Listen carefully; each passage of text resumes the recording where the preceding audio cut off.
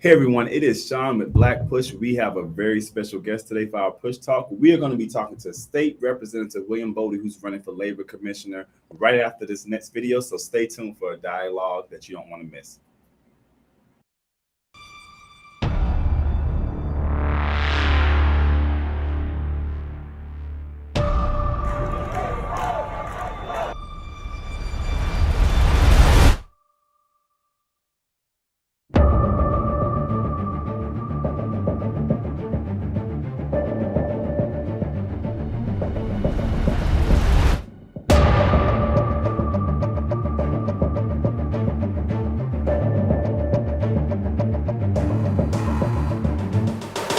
Y'all, people are dying because they're waiting on us.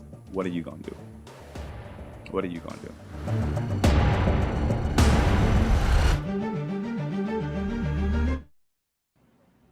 Everyone, we are back with the Honorable. I have to put that title on there. The Honorable Representative William Boddie. Man, how are you doing, man? I'm doing well, Sean. How about you? How's everything? Listen, it's a blessing to be on this side. I have been running into you everywhere. I just heard you Yes. give a speech on the Chaos Pastors Alliance call yesterday. So let's just start off. Let's just tell people who you are. You are a Yeah. native of Georgia, right? Born and raised right here in Atlanta, Georgia. Born at Grady Memorial Hospital, and Sean. Then I went to public school at APS in Fulton County Public Schools. Graduated from Banneker High School in South Fulton, and then I left Banneker and went to Valdosta State down in South Georgia. Got my degree and then went to Mercer Law. And once I graduated from Mercer Law, then I became a public defender back in 2005 in Fulton County. So I was there in the PD's office from 2005 to 2008. And when I left the public defender's office, I went into private practice, practicing criminal defense and also personal injury automobile accident cases. And I was elected to the Georgia House of Representatives in 2016 and sworn in 2017. And I served in various leadership positions during that time, including the House Minority Whip, which is also the House Democratic Whip. I was elected to that position by my House Democratic colleagues as a freshman. And at the time, we had 75 Democrats, and I was the second ranking Democrat in the Georgia House of Representatives. And also, I served as a freshman as the communications chairman for the Georgia Legislative Black Caucus, which is the largest and most progressive Black caucus in this country. So that's just a little bit about me, Sean, but we could get into more. And then I definitely want to talk about some of the legislation that me and you worked on, and as well as other allies to help our returning citizens and also to help repeal citizens arrests in the state of Georgia. You know, one of the things that is very interesting about this season and talking to different candidates, a lot of people don't even understand like what the position that you're running for, the power that sits in the Department of Labor. So can you Yes. just tell people who are out there who are ignorant to the fact of like what this means for their life, their day-to-day life? Oh, What is the impact that the Department of Labor has on people day-to-day life that they don't even may not even recognize?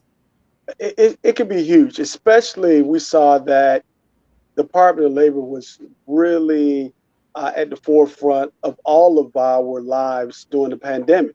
When the Right. pandemic first hit, everyone needed their unemployment, but not everyone, but Georgia workers who lost their job to no fault of their own needed their unemployment benefits. And so the Department of Labor and the Labor Commissioner are responsible really for two main objectives. One is to make sure any Georgia worker who lost their job to no fault of their own receive their unemployment benefits in a timely manner, in a prompt manner. That's what the Constitution says and the law says. Also, Department of Labor, the Labor Commissioner is charged with creating more livable wage job opportunities for all Georgians, whether that be through retraining, training opportunities, or through apprenticeship opportunities. And that can happen through vocational training, technical college system partnership, and other avenues to get those livable wage paying job opportunities, including partnerships with organized labor and worker organizations such as Georgia Stand Up, Construction Ready, and the Goodwill of North Georgia, just to name a few. Yeah, and one of the things too that was interesting when we talk about the Department of Labor, we know that the governor and the current labor commissioner um, Hmm. has been different. That's all I'm going to say. We know they eliminated some of the benefits that was coming into the Yes. state early, that they required people to go back to work when we still were trying to figure out COVID and vaccines. And I Yes. think prior to even vaccines being put out, they wanted us to go back to work. And while at the same time, we look at a state right now, and a lot of people are still waiting on the unemployment benefits, Yes. even Yes. till today. What do you say to those people who are saying like, okay, we want change, but what change can you bring to help us? What is your message to them? Well, there's hope. I mean, I look at my position and I look at one of my mentors and also endorser of my campaign, CEO Michael Thurman out of DeKalb County. He was the last Democratic Labor Commissioner. He left office in 2010. And I give an example. Sean, you probably remember the Great Recession when the real estate market went belly up back in 2008, 2009. And he told me a story. He told me, look, Representative Boddie, if you're going to be the labor commissioner, be proactive and not reactive. And so he had a situation where he made sure the Department of Labor was always fully staffed. He had 4,000 employees at the height of his tenure as the Georgia Labor Commissioner. And this labor commissioner, who's not running for re-election, Mark Butler, only has 1,100 employees. We had 83 career centers across the state of Georgia. Now we have 41. So this Department of Labor was never set up at all to deal with a global pandemic or economic recession, much less day-to-day operations. So basically, the department and this administration under Mark Butler was exposed. But one thing I would say, I would have empathy, Sean. When CEO Michael Thurman was running the office, he told me a story. Back in 2009, it was a gentleman down in Macon, Georgia, who lost his job to no fault of his own. And he had applied for unemployment. He was approved for unemployment benefits. For whatever reason, his check didn't arrive in the mail. This is back in 2009, and a lot of people did not utilize direct deposit back then. And so when he found out about this gentleman not receiving his unemployment benefits, and he was here in the main office of the Department of Labor on International, he sent one of his workers, one of his employees from the main office here in Atlanta, drove all the way down to Macon, Georgia, to hand deliver that unemployment check. So that individual, that worker who lost his job, no fault of his own, on a Thursday, could pay his rent on Friday so he wouldn't be evicted the next day. And that's just what we call empathy. That's called grace. And that's called servant leadership. And so I look to bring that back to the Department of Labor. I care a lot about Georgia workers and working families because I come from a working family. My mother was an educator in the Fulton County school system. My father was a laborer. He worked. He worked with his hands. He unloaded and loaded trucks in a distribution center down in Henry County for much of my life. And before then, he worked for another distribution center in Atlanta. And so I know what it means to come from a working family. And my father lost his job to no fault of his own when I was in elementary school, I think fourth or fifth grade. He was working at a warehouse called Zaire's Warehouse at the time. And Zaire's retail was bought out by Marshall. And so he had to receive unemployment benefits for about 5 weeks. So he had to check in and recertify every Sunday night. I remember him getting on the phone and dialing in. So he was able to get his unemployment benefits. And I just think about if Mark Butler was the labor commissioner when my dad lost his job, I probably would not have been able to go to high school. Well, we probably lost our apartment because we were staying in College Park at the time on Godby Road. We would lost our apartment. We would lost my mom's Ford Tempo. I would probably never would have got an opportunity to go to Valdosta State. Never got an opportunity to go to Mercer Law School, and probably never been a state legislator. So that's how important the Department of Labor is. It is to tie you over. If you lose your job, no fault of your own. It's a safety net to tie you over from one job opportunity that may have been lost to no fault of your own, so you can get another job opportunity to take care of yourself and your family and your financial obligations. So what about those people who sit around and say the Department of Labor is requesting of them stuff that they're not willing to do themselves? So they want us to go to work, but Yes. we know that a lot of Department of Labor offices are still closed. And, I was speaking to somebody recently who one of my employees, old employee used to work here, and we had to call the Department of Labor, and I stayed on hold for almost 3 hours. And when Yeah. the person picked up the phone, you heard their kids running around the background, which is interesting to me that people who work at the Department of Labor are having some of the same issues when it comes to healthcare and being able to get child assistance or child care for their children. But what do you say to those people who have said, like, the Department of Labor wants me to go back to work, but yet the people who work at the Department of Labor are still not even back at work yet? Do you commit to reopening these offices so people have access to being able to use some of these tools? Yes, fully. Now, when I've talked to some of the current workers with the Department of Labor, most state that they're back at work now, and they kind of started back in more of a full operation back in October of last year, maybe. However, some, like you said, maybe teleworking. I don't know all the ins and outs of it right now, but I do hear that some employees are working or what we call teleworking. But what I would say to those citizens that state that, one, with the Department of Labor, yes, we do need to open the doors again. And when I'm the labor commissioner, if we have another, unfortunately, another economic recession or a global pandemic, or if it's another spike in COVID, I will make sure that we keep the doors open to the Department of Labor.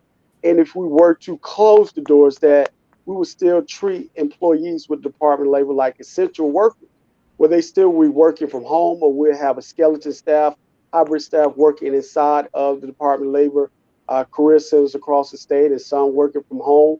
But we would not shut down operations completely. And one of the things I want to do to make sure if that was to happen again, to have a call center. And what the call center would do, Sean, is you have a live human being that you could call the Department of Labor and express whatever inquiry that you have with that live representative. And so if you have a question about your unemployment claim, if you have a question about your appeal, if you have a question about your PIN number and want to know what your PIN number is, or if you're looking for job opportunities, that person will be able to direct you to the right individual that can help you. But also, I've talked with employees of the Department of Labor. You kind of mentioned this earlier.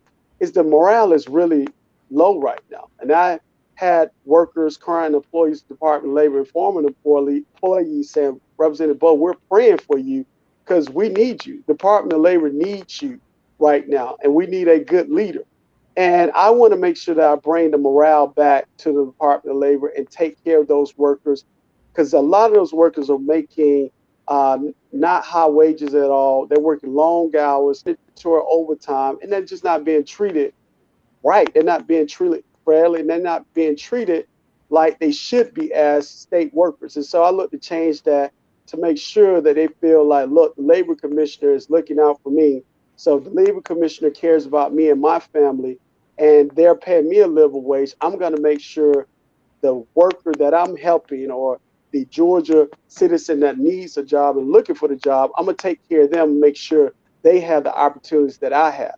And also, I want to bring back the 2-year managerial program that Michael Thurman, when he was a labor commissioner, that he had. That way, you keep morale high. Sean, you know this by promoting within. If your workers feel like, hey, I can move up from an entry level job to a managerial job, and I might even be able to make it to the 6th floor, which is the floor that the commissioner and the leadership staff is housed at the Georgia Department of Labor main office on International. You're going to want to do more. You're going to want to go that extra mile. And this program was a 2-year program that Labor Commissioner Mark Thurman really revenue. He really brought that into fold here in the state of Georgia that a lot of other labor commissioners across the state, secretaries of labor, started to utilize that platform, that 2-year managerial platform where you were promoting from within and giving entry-level workers the opportunity to have more responsibility, higher wages, and a career path to stay with the Department of Labor and be happy in their job role.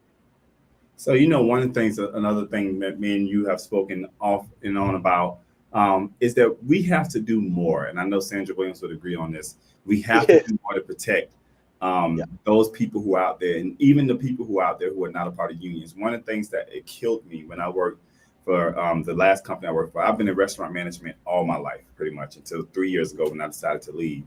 And the hardest decision I think I probably ever had to make in my life was to tell people to go back to work and didn't even know what disease was out there. But hey, because restaurants were considered to be essential during that time.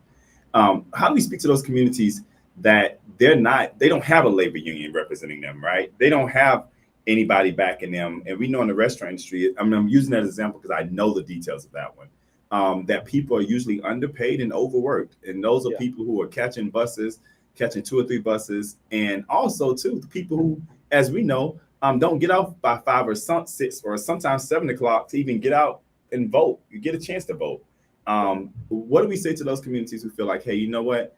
Uh, I want to be represented, even if I don't have a labor union behind me. I want to make sure I have somebody who sits in the Department of Labor who represents me. How can you help represent that class of people? Sean, that's a great question. I would say I'll be a pro labor commissioner, and my legislative track record shows that. Sean, you know a lot about the restaurant industry. You were a leader in that industry, as you're a leader in the space that you're currently in now. And one of the things that I fought against during the COVID-19 pandemic as a state legislator was the COVID-19 business immunity legislation. And what that legislation did was basically, like you said, force workers who are deemed essential to go back to work without having a legal cause of action against their employer if they were not provided with proper PPE, proper safety, say other proper safety devices and equipment. There were no social distancing. And this was seen a lot with our ag businesses and other food industry businesses where people were forced to go back to work in confined environments and they were getting COVID and they could not have a civil lawsuit against their employer. And so I fought against that. I went to the well of the House and stated exactly what you stated, Sean.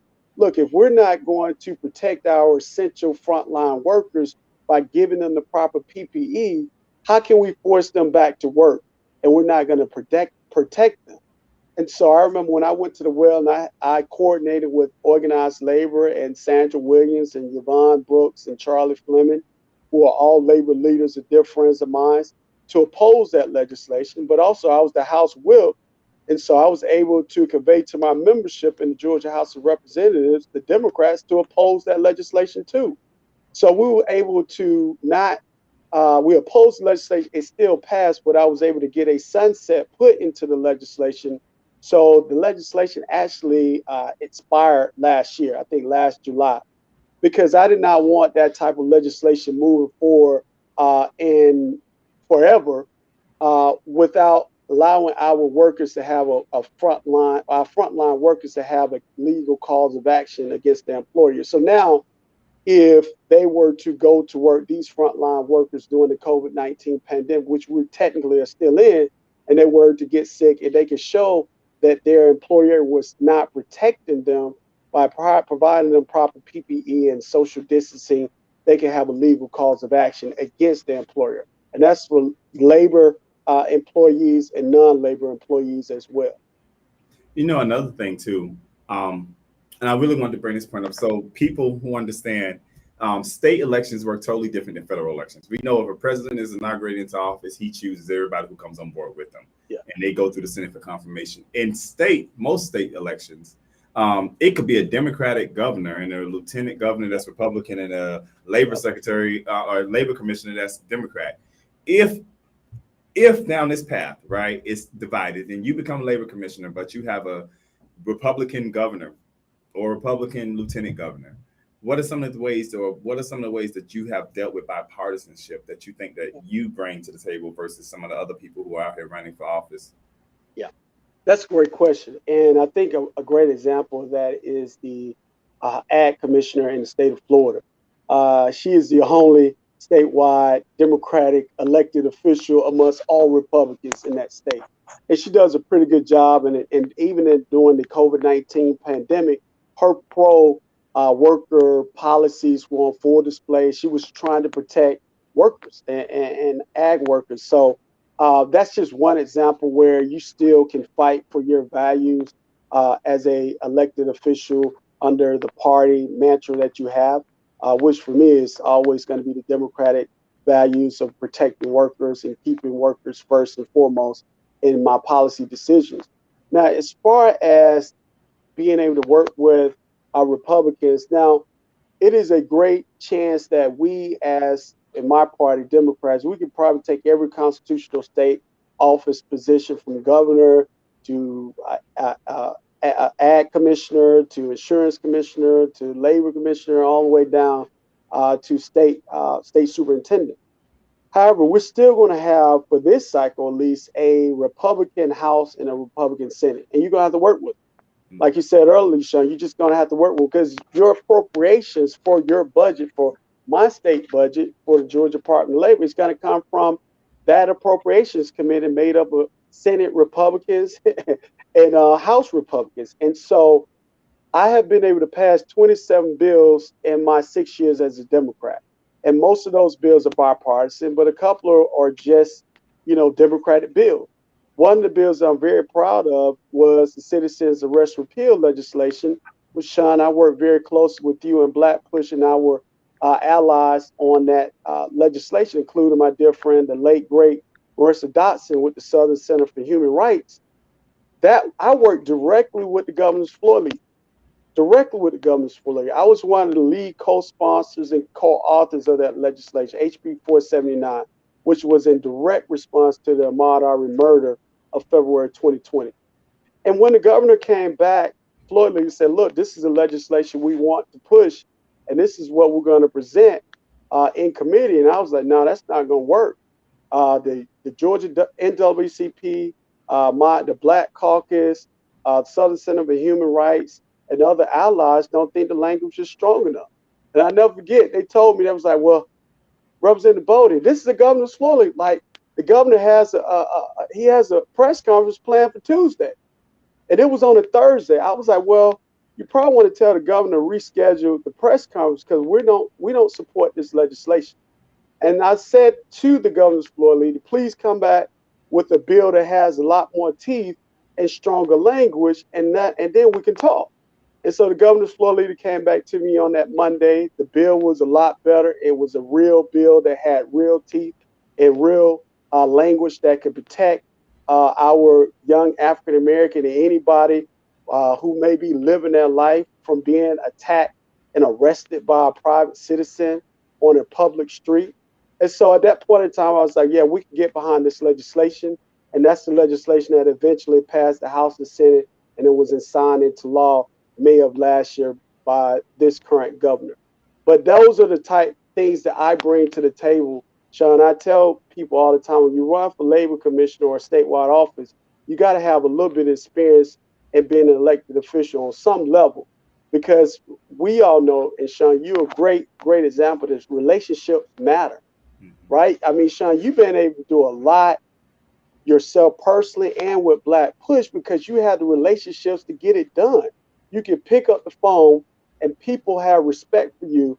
The clergy, elected officials, grassroots organizers, you name it, they have respect for you, and you have those relationships. And I tell people all the time, I already have those relationships. I don't have to go and read up on somebody and look at their bio, because I already know them and they know me. And I can pick up the phone and call them and have an intelligent conversation about policy that's going to help Georgia workers and citizens in every corner of this state. So one last thing, we are getting ready to end this interview, but I want you to give one last pitch. This is the last pitch you have. You got today's Thursday, so you got like a few days before election day. Yeah. What is it that you want to tell the people? Why is it that they should go vote for William Boddie on June 21st? So the first thing I would like to say, we got you now. You're good. I'm sorry, Chef. But the first thing I would like to say is that I'm a pro worker legislator, and that means I'm going to be a pro worker labor commissioner. And I have already been endorsed by the Georgia AFL-CIO, which is organized labor in the state of Georgia. And I think that's very important to have labor endorsing you if you want to be the labor commissioner.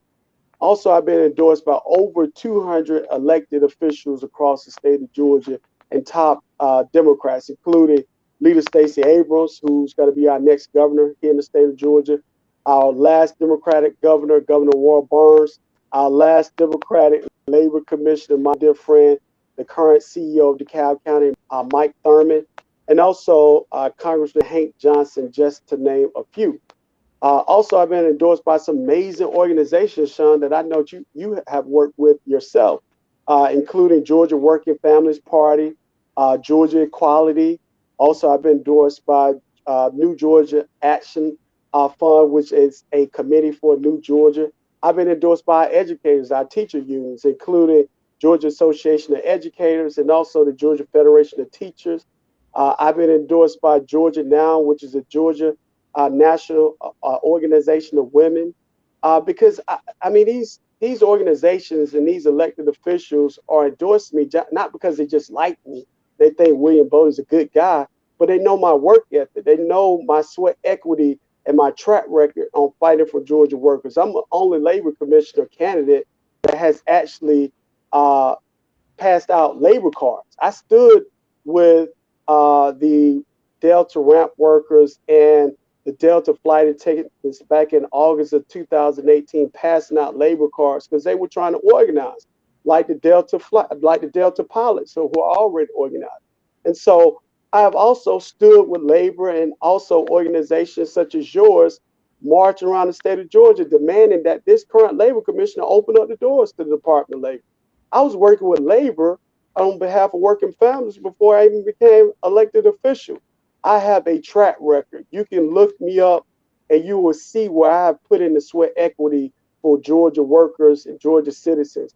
I'm the only labor commissioner, a candidate that's actually done the work of helping returning citizens. I'm a criminal defense lawyer.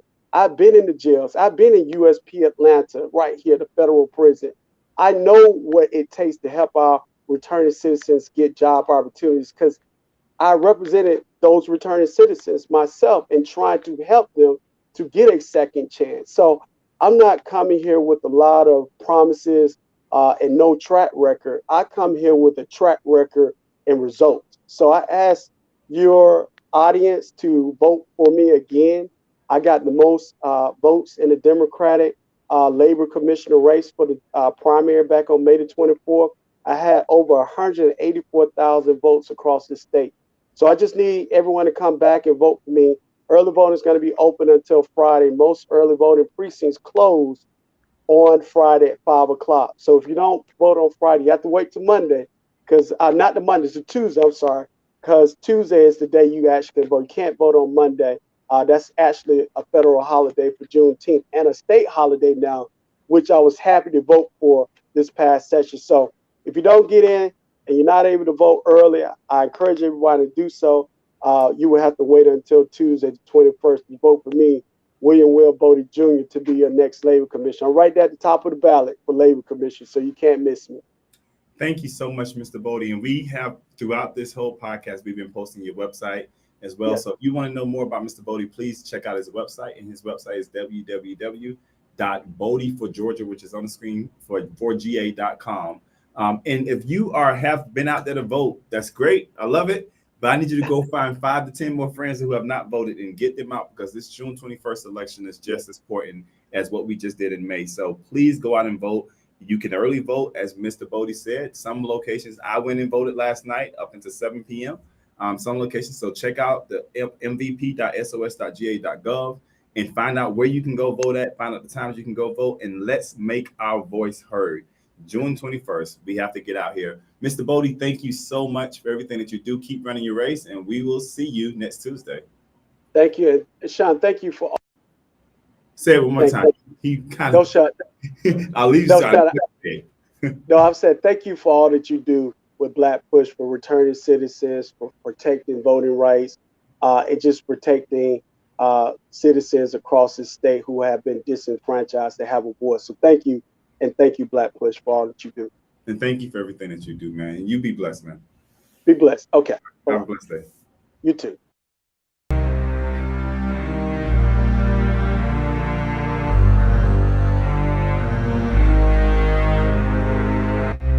We have stepped into the baptism of this movement. Yes. And we are saying, here we are. Here we are. Here we are. You need feet, here are our feet. You need arms, here are our arms. You need a mouth to speak truth to power. Here is our mouth. Yes. You need a heart that loves justice, that loves righteousness, that loves mercy, and that hates evil and injustice. Here are our hearts. Now, Lord God, from this very moment, do a work that transforms us. Let us not rest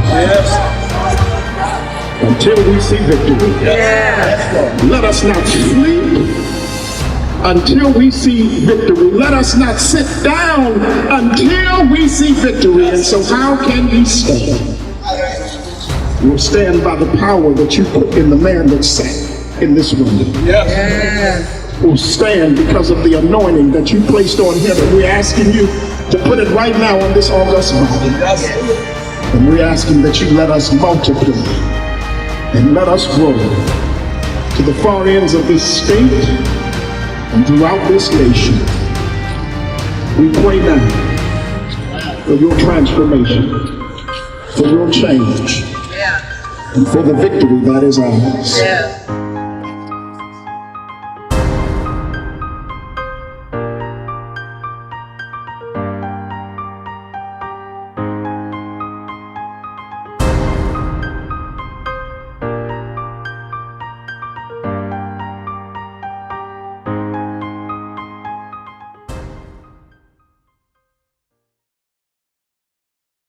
To have to speak truth to power. If we live by what his word says, we're not going to go wrong. Every human being deserves equal treatment. If you don't know Vincent's name in your own community, don't call George's name. Where is the church today? One is a church, one is a package store. Which one is the greater influence? We've got to put our foot down and say, as for me and my house, not only will we serve the Lord, but we'll look like him. One accord is what we need. Stand up for all of God's children and let's be on one accord.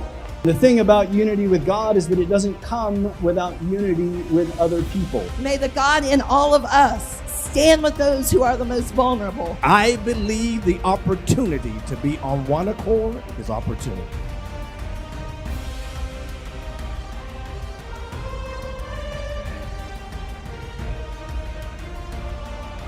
When am I going to stop? I'm going to stop when there's no more homeless people. When am I going to stop? I'm going to stop when people no longer have to be afraid to go into a ballot place and cast their ballot. When my white brothers and sisters don't have to eat from Dollar General and that's where they get their only meal from.